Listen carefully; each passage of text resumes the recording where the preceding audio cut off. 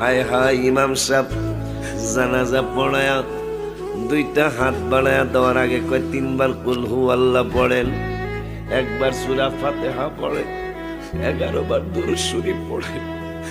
এই মানুষটা তো কোনদিন আর মাদ্রাসার মাঠে আইব না।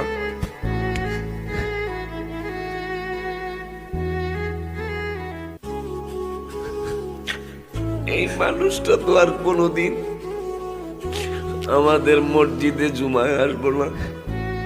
এই মানুষটা তো আর কোনদিন আমাদের মাদ্রাসায় আসবে না। আসুন আমরা সবাই ওনার জন্য একটু দোয়া করে দেই।